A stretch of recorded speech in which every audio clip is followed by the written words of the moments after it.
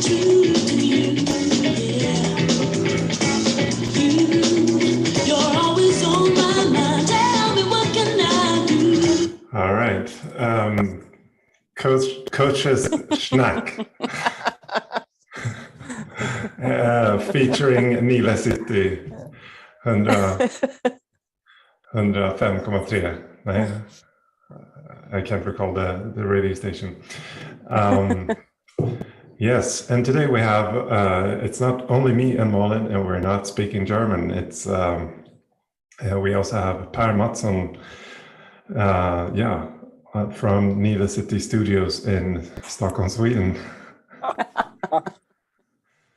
Yeah. Of course. Per, welcome. You are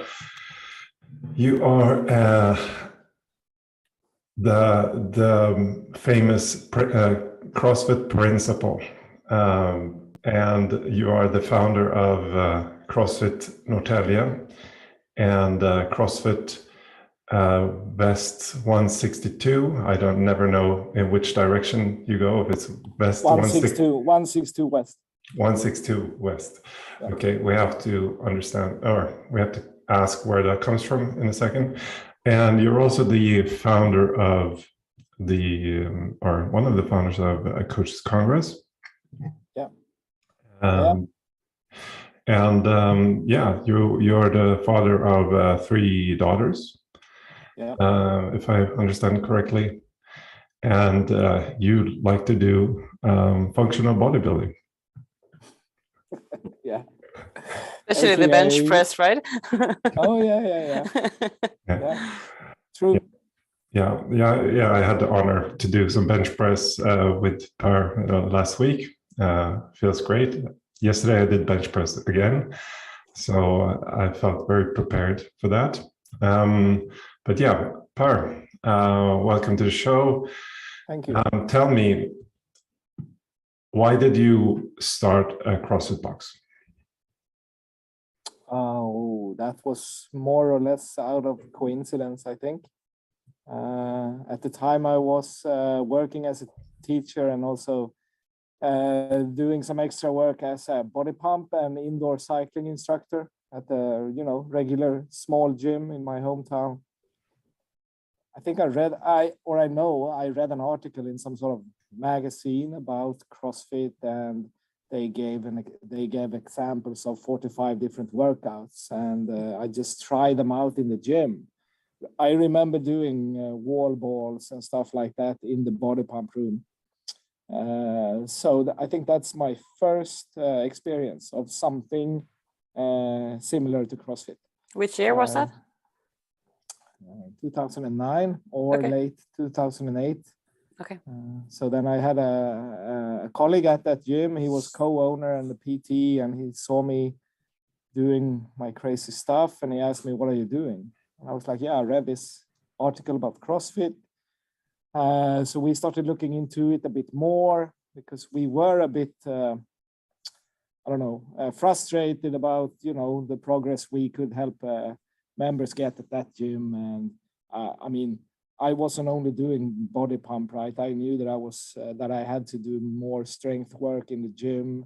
I was playing football. I did a lot of endurance training. So I did some triathlons for fun and stuff like that. So I didn't feel really trustworthy telling people that, if you do body pump for the rest of your life, you're going to have endless, you're always going to improve and get stronger. That's not true, really, right? So we wanted to do something new or extra. So we put together like a 6-week training camp, we call it, had 30 people sign up. We did it for free, but they had to sort of pay us with feedback. And it was super fun. People were crazy. So we just decided to go for it. He was like, let's affiliate. Let's start a CrossFit affiliate. He went to do his first level 1 in Stockholm with Greg Glassman, actually. So we just started without knowing anything. Didn't have any equipment. We borrowed a couple of body pump barbells and stuff like that. Hang a regular rope from the roof and started doing crazy stuff. So there was no real why behind it, I think, except that we wanted to provide people with something better than what we were giving them at the moment in that gym with body pump and stuff like that. Crazy. Yeah. And today you have 2 boxes. Yes. And now back at the question before, as Rickard said, why 162? The name. It's the zip code in the area. Okay. It's 16250 Vällingby or something like that. And we weren't really agreed on it when we chose the name. So my the name I wanted was something more connected to the area where we are in, like Vällingby or Västerort. But fortunately, they didn't approve of Västerort because that was sort of area too big to license. I didn't really like 162 West from the beginning, but then as soon as we had that name, it started feeling better and better, and now I actually really like it. Yeah, so I'm glad that I didn't won the voting in our owners group. That I didn't win. Sorry, that I didn't win the vote. Yeah. So sometimes you're wrong. I don't know. obviously, yeah. Yeah. But that was 6 years ago. I don't know if I've been wrong since then. I'm not sure. You had another opinion about it. It was not that we were wrong about it. You just had another opinion, right? Thank you. Yeah. Well, I know that. But referring to your name that we like to toss out there, the CrossFit principle. You actually were a real principal in a school before. It's hard to believe, I know. Tell me, how did you get into that? Why did you start working in a school? I was a teacher from the beginning. I think, my dad was a construction worker, so I was a construction worker at first. My mom used to work in schools, so I started working in schools. I don't know if it's that simple, but 2 areas that I was really interested in. I think I've always been a helper. My family has always been involved in helping others. My parents were sort of not really foster parents, but we helped a family with their kid to sort of help them during weekends. Sometimes he had do you say functional disabilities or something like that in English? Yeah. And then I was like always a teacher or leader at different sports camp when I was young. I've always been that kind of person. I end up in the boards in different clubs and stuff like that. So I think I have a strong skill in teaching and coaching. And I also really love the English language. So I wanted to become a teacher. So I taught English and Swedish as a second language for a couple of years. I think also I really love working with teens. So I think that's the reason. How old were the kids that you had? Between 15 to 11, 12. Okay. So year 5 to 9 in Sweden. Okay. Yeah. Okay. The most exciting time. I think so. Yeah. I think so. Yeah. And then I don't know why I ended up becoming a principal. I think it's more, I also have a philosophy, or I've always had a philosophy that I think if you think you're good at something, you should pursue it. And there are too few people sort of sticking their neck out and doing that. And I wanted to really have that philosophy. I wanted to really try to help my students have that philosophy. And I want to be in positions where I can really have an impact. And there are a lot of things we need to change in the school system. So my idea was always that, okay, I can have a small impact with a couple of classes. Then I tried being a leadership consultant within the school industry for a couple of years to have a larger impact, at least what I thought, going around in schools in Sweden and Finland. But then I thought that sort of okay, where I can have the most impact must be as a principal. And again, I think that I'm a good leader, and I think I was recruited to that job because I'm really good at creating environments where learning is, maximized, sort of. Yeah. So good. And why did you stop with that? Because I'm also very entrepreneurial, and you get very limited by working as a principal. I think it was really hard to get all my ideas implemented. If I could get sort of sponsors to improve our school or something like that, that wasn't really legal in Sweden. So, you end up not banging your head into different walls, I think. And also, I thought that some people working in the school system didn't really belong there, and there was nothing I could do about it. So I have good examples of that. Yeah. yeah, exactly. So, and then ultimately choosing between really going all in as a gym owner or going all in as a principal, the choice was easy because I was doing them parallel for all that time, and it was hard after a while because it's kind of demanding to be a principal. It's really demanding to be a gym owner, and I had 3 kids. We were foster parents as well, so I was busy. Yeah, it sounds like busy. Yeah. When was the time as you choose to be a gym owner and not doing the other stuff? I think it's 6 years since I quit my job as a principal now. Was that the time that you had 2 gyms too, or did you have one? More or less that same time, I think. Yeah, I think I actually quit a bit before we started this gym, or if it was just a bit afterwards. I don't really remember. I think it was just a couple of months before. Yeah. Was that scary? Not for me at all. Obviously, I had to take sort of a drop in pay, but I think it's, the first gym we had at that time, we weren't super profitable yet. We weren't that skilled when it came to business.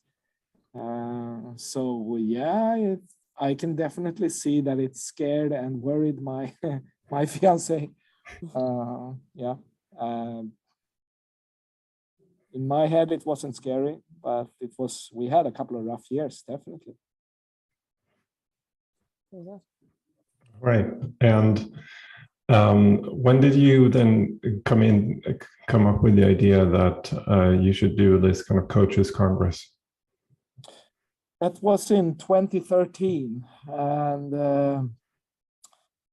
I think that's at the same time as I was working as a leadership consultant for a Swedish company. We trained teachers and principals and politicians around how to create a more entrepreneurial environment in schools where students are more engaged and get taught more of an entrepreneurial mindset and skills. So that was where we were experts, and as in that role, we often were part of events where you gathered experts in the school area to help inspire or motivate or educate teachers or principals. So, I was traveling around in Sweden and Finland, and I could see that there was nothing like that for micro gym owners in Sweden or in Scandinavia. And we had already realized at that time that we needed input, we needed expertise, help in our gym. So we had some people helping us out. And we also were running one of Sweden's largest CrossFit competitions at that time. So I had sort of a personal network with gym owners and coaches. So I just thought that if I can start something, we can learn more about how to run a business, where we can learn more about how to better coach people, because it was kind of immature the way we treated people in our gyms back then. So I just saw that we needed it as a community, and it could be a really good way to position our gym and myself also, if I was the initiator of something like that, being the connector, right? With bringing in experts to present and to do workshops, and at the same time helping gym owners and coaches. So that was the idea. I wanted to create a platform, not just online, but also a physical meetup. Mm. Yeah. And what have you seen has there been any change in the industry, or like Yeah. at the beginning you only had Sweden mostly, I guess, as Yeah. but yeah, now this year we had people from Switzerland, Austria, Germany, Ireland, Yeah, the Netherlands, yeah, USA, Canada, Spain. I think we had 14 or 15 different countries represented this year. Mm. Yeah. Yeah, Finland, Norway, Denmark. No, Denmark was not there, I think. We had a couple of Danes signed up at least, but I don't know if they actually came. Okay. Yeah. But yeah, so what has changed since it started compared to now? With the event? No, in the industry, like with the gyms. In the industry. Well, I think there are so many more gyms having a professional way of introducing people to CrossFit now. Back then, you just threw them into a class and gave them all you had and tried to kill them. I think it's still like that in some boxes. Some boxes, yeah, but I mean, in general, right? In general, we know that we need to have some. We call it on ramp, or we call it ramp up, or we call it intro. There is a process, at least, I think, to. Many gyms call it qualify people for group, etc. That's one of the changes. I think it's now more. Back then, it wasn't really. You weren't really allowed to talk about business as a business owner. It was like if you talked about being more profitable, people were like, "Yeah, but I'm in this to have fun and to give people somewhere to work out." It was kind of naive the way people expressed it, and yeah, I have. Friends who came to the Coaches Congress in 2015, and they talked a lot about how they had opened up their gym to run a professional business and to make money, and people commented that to me about them. It's not the same thing anymore. Most people have understood now that in order to have fun and to provide people with a great place to work out, you need to run a profitable gym. And I think it was this year was the first year where people really, really, really accepted that and understood that. So we have matured, at least the people showing up at Coaches Congress, and yeah. Rickard, you have been there 3 times now? Was it the 3rd time, or could you see the difference? For me, it was the 3rd time being on the Coaches Congress. So could you see the difference over these 3 years where you have been there? Yes and no. I would say since my perception has definitely changed a lot, because first time I went there, every time you go anywhere first time, you're like, everything is new, you don't know any people, and everything is kind of unknown, so it's more to put it frankly, more exciting in that sense that you're kind of like, it's like a Wundertüte, as you say in German. It's like a bag of candy, and you're just full of surprises when you're there the first time. Like a smällkaramell of Swedish. Yeah. And as you start to go more frequently, that changes into something else. So I would say for me, it definitely like my role there has changed to be there too, because I simply have much more relationships with more people that I've had since maybe the first time I went to Coaches Congress. Because I think the first Coaches Congress I actually, or the second, anyway, I did some podcasts there So I was getting introduced, or like, that was my way to break the ice with some of these people. And now this time when I come back, they're like, hey, I haven't seen you in 2 years. And they start to open up, and they have so much to tell you and so on. Because honestly, and I think it was Jim Crowell, he asked me like, hey, dude, I really enjoy the things that you're doing with the podcast and so on. And he commented on some stuff that I've released. And I was like, I didn't know that Jim has been following that. But to be honest, like, it's a totally, again, selfish way for me to break the ice with people, because how often do we really have time at a conference to speak with somebody for like just half an hour without interruption? Or in this time, like we talked to Marcus Philly for 1 hour. Yeah. And I don't think Marcus had that opportunity really to. It's let's say the focus has shifted a bit in that sense, because now I just have these more relationships going on. Yeah.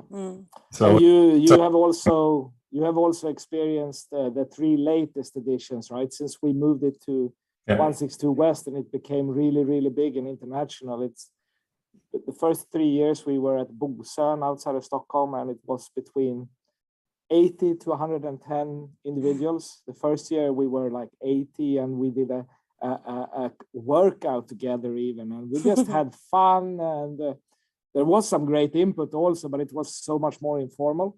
Sunday afternoon, we sort of, let's meet up in the aula, and then we decide what to talk about, and then we can split up into different groups, and it was kind of nice. But then we did it in Halmstad year 4, and Jimmy Ledford came from CrossFit HQ. He didn't really impress, but he was impressed by the event and said to the audience, I'm coming back. Who do you want me to bring? And everyone was like, yeah, you can choose between Dave Castro or Greg Glassman.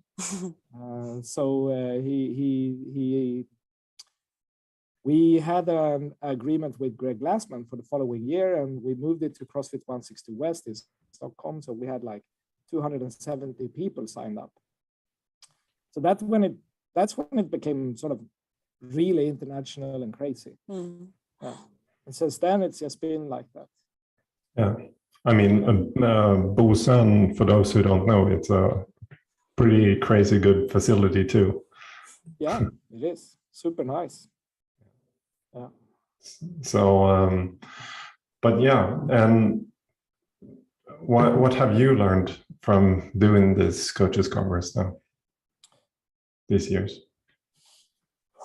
I think mostly I have learned the importance of nurturing relationships, and to the importance of actually sticking your neck out. I think one of the most important things you can do as a gym owner or a business owner is to try to facilitate relationships. So if you can be that person, it's going to help others, and it's also going to help you. I mean, last time was the first time that I presented at the Coaches Congress, because I just wanted to experience it and walk around. People were asking me, why aren't you presenting? I didn't have to, because we had so many experts. But then when people want to start something in Sweden, or when people want to ask about the CrossFit community in Sweden, or vice versa, it's me they reach out to. So it has given us, our gyms, and me personally, a lot of different possibilities that we wouldn't have had without the event. I have also a lot of different gym owners and coaches in Sweden. They regularly reach out to ask for my help, or reach out to just thank me for trying to help. Well, I appreciate that you put so much things out there, blah, blah, blah. There are others that think that I'm just obnoxious, or too much business oriented, or that two-brain thing, blah, blah, blah. But I don't really care about them. But it has taught me that if you want something to happen, you just have to put yourself out there and keep working. Because I think one of the one of my biggest achievements around this event is that I have always been communicating around it. I have always been nurturing the relationships with attendants and presenters. I've always had a strong belief that this is exactly what people need. So I think that's my biggest takeaway or learning from it. Yeah, it's funny how so in my podcast with like the one I've done with the gym, where I've also done a lot of interviewing, I always asked people, that are doing these things, that like, why are you so driven, or what is driving you? So because I think that's also something that sometimes helps people to see that where does the motivation come from? Because it's so important to have driven people, and seeing this, like, you have one small idea that, hey, I need to get people together, but getting that idea to an action is another thing. And that's where I think the part where being driven comes in. Yeah. So what drives you? No, I think it's two different things. Actually, I honestly and really want to help people. That's what I do, and I think I'm good at it. So that drives me for sure. I honestly want to help people, and then I'm also quite competitive. So same story with our big competition that we used to run. Me and my co-owner back then, we were judging at the competition, and I didn't like the organization, and I wasn't really impressed. So I told him, we are going to do something much better than this. And we ended up doing just that.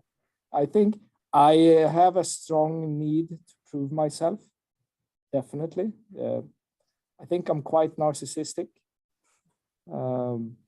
I enjoy it when people tell me that I'm good. So I'm competitive, always been competitive. I want my gym to be the best gym. I want my competition to be the best competition. So I'm stubborn. Definitely, there's no denying that. And I like that about myself. Okay, yeah, so definitely narcissistic. I am. And I think a lot of coaches are, a lot of gym owners are. So we should just accept that and go for it, right? As long as you stay humble, or at least a bit humble. There are so many people put so many limits on themselves, or they let other people do that. And I just can't see why. Why would I do that? It's no. Yeah.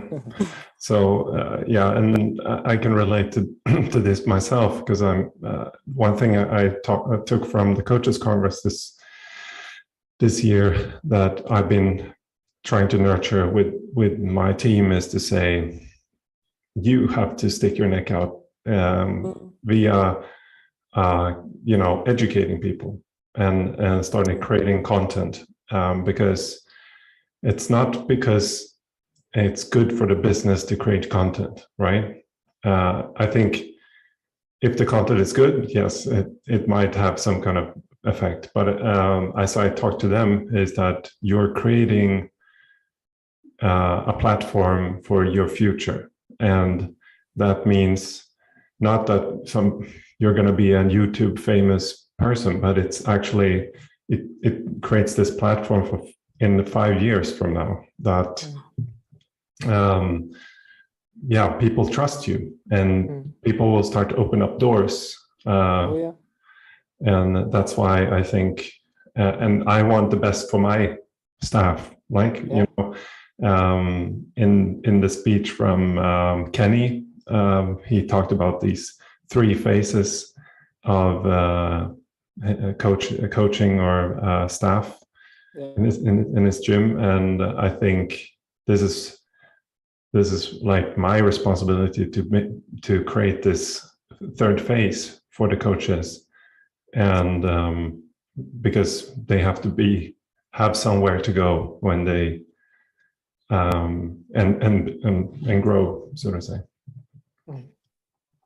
I think it's very important that you say that, Per, that it's okay to stick out, because the fitness business today is like it's so big and it's huge, and especially for me, like a woman, is also maybe not so easy, but it's something that you have teach me a little bit, and also all the talks what I have with you, Rikard, that believe in what you're doing and focus on what you're doing and stand for it and stand up for it and go for it.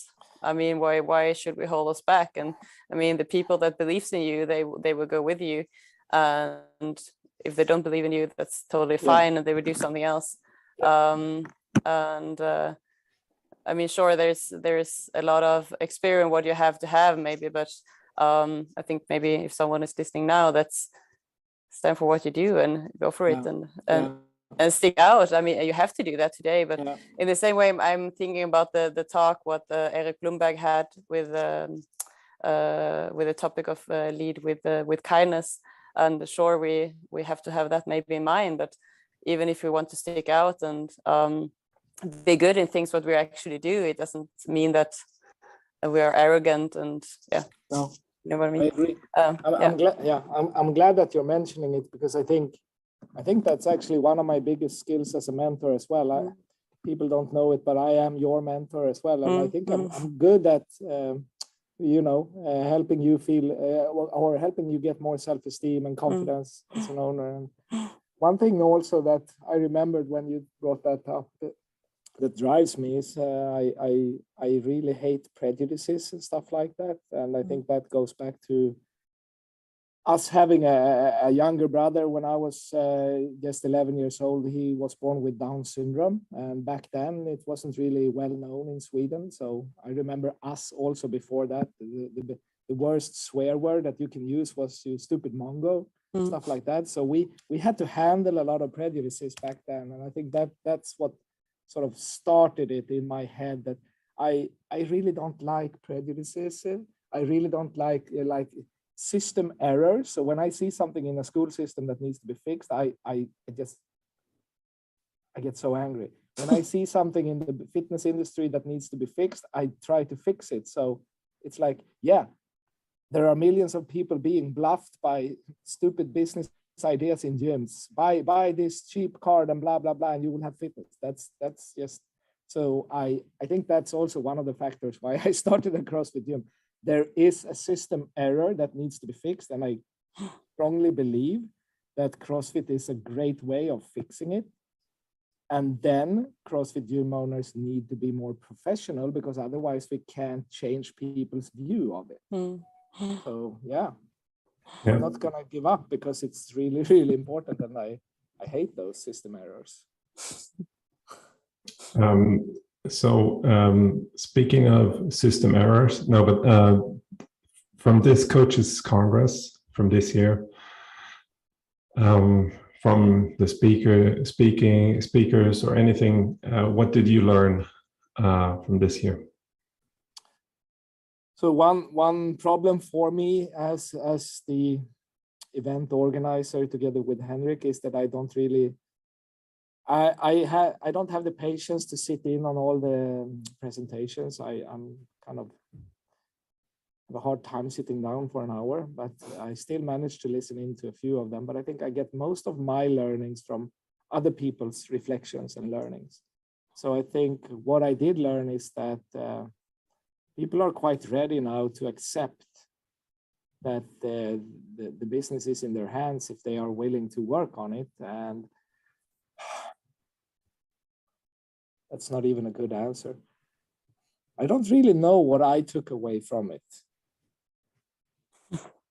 I think what I did, it's a really hard question to answer. I think you said something that is something I can really see happening is that, or that I've had experience with myself, is that many times when I see something is missing, I've been creating events for something, right?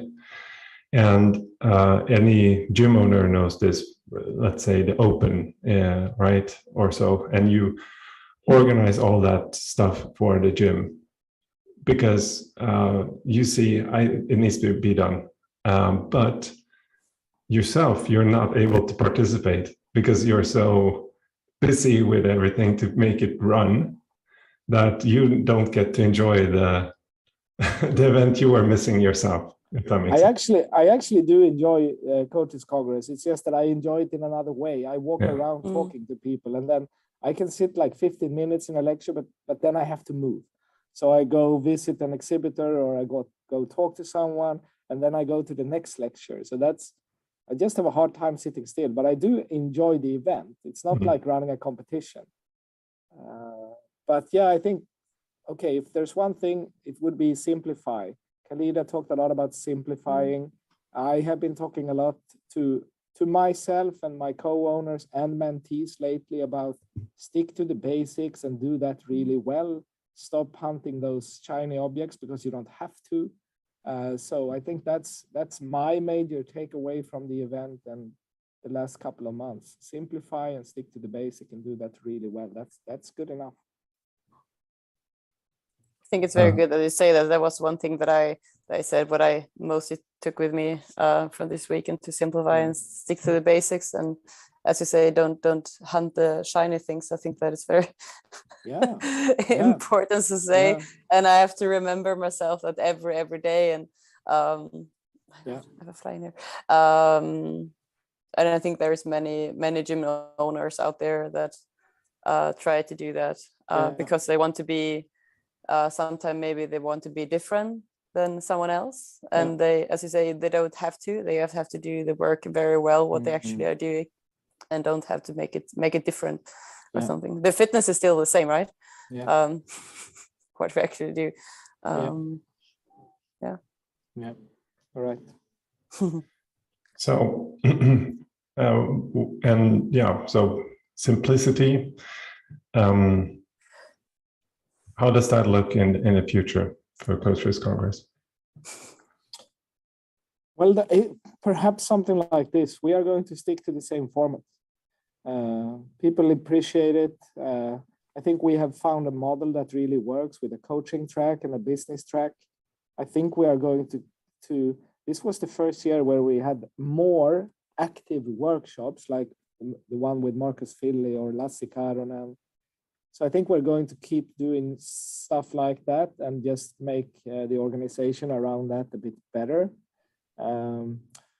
So I think in terms of simplifying or sticking to the basic, we're not going to really change anything. People really appreciate what we're doing now. I like it that we have a very nice and warm and friendly atmosphere. So hopefully people are going to feel that same thing next year.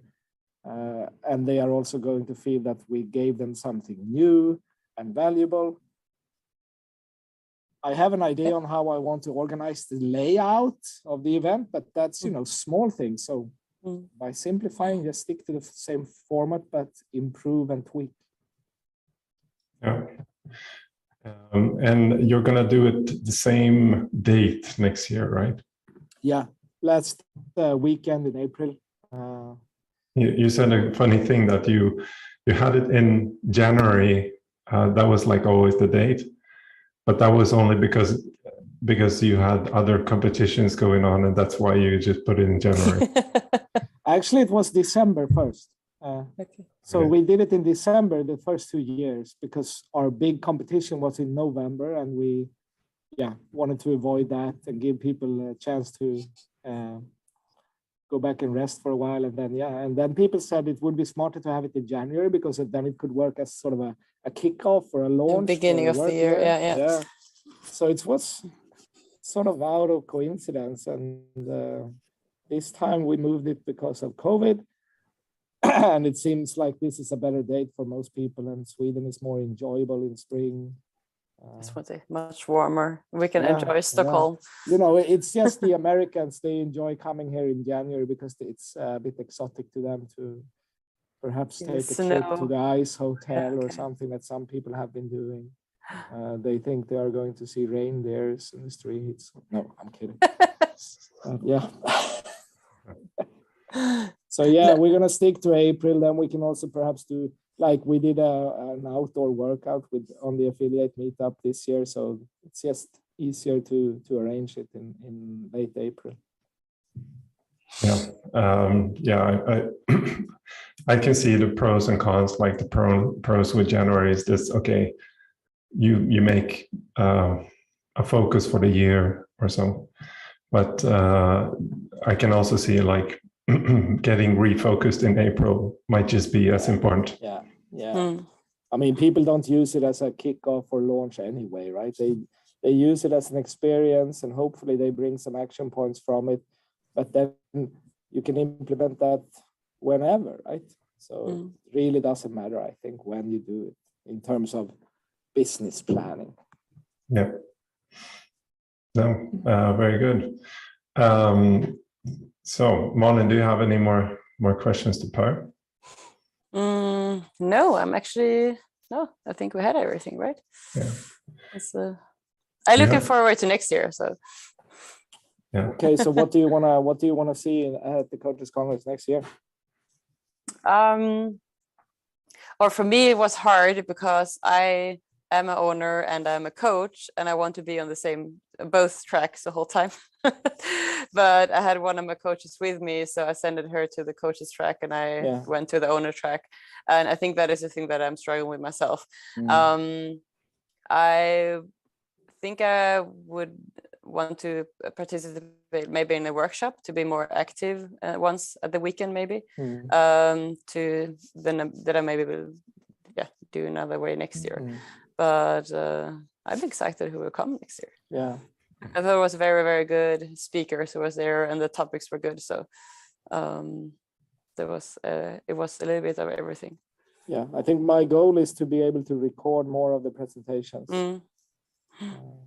I think that would be very valuable. Yes. Yeah. To record them and put them maybe on the homepage or so. Yeah. Even if you don't put the entire lecture, but just putting parts of it. Well, yeah. Yeah. It seems like we are going to have more strong sponsors next year. It seems like it, and hopefully that will give us the finances or the economy to finance something like that, to record more of the presentations, because there's a cost in that. Yeah. But yeah. For me, I have maybe a similar,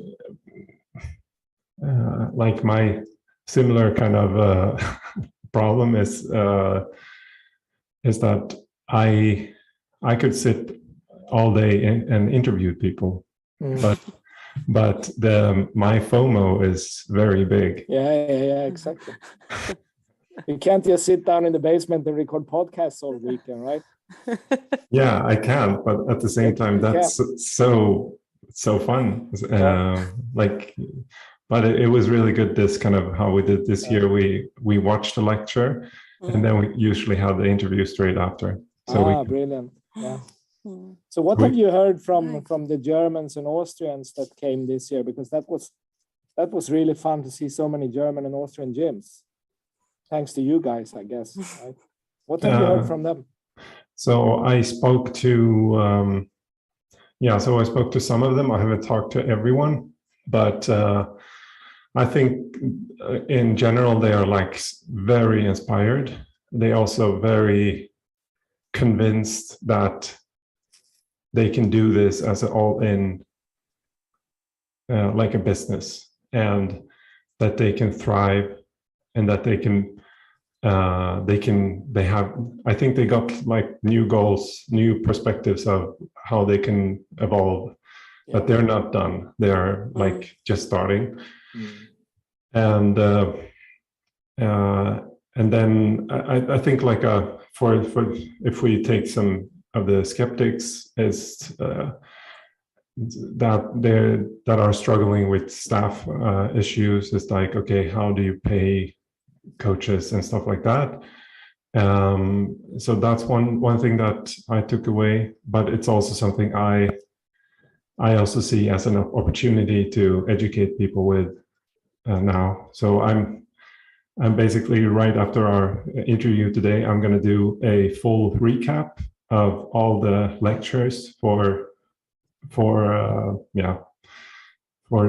those who didn't go there. That was my idea, and kind of touch on that point with how do you do with staffing and how do you calculate that, maybe briefly. So that was fine. Yeah, I think we had that here in Sweden many years as well, and I had it from some Swedes this year as well. The numbers, they work in the USA, but not here. But that's just not right? Because we have a lot of gyms in Sweden or in Germany or in Norway that proves differently. So of course, the ratios are still the same. If you charge enough for your services, it works. So, that's just something that we need to help people overcome. It's a worry and a fear that isn't really true. Yeah. But what I did like with all the Germans and Austrians, they came into the gym with fantastic energy all weekend. It was like, this is great, man. This is great.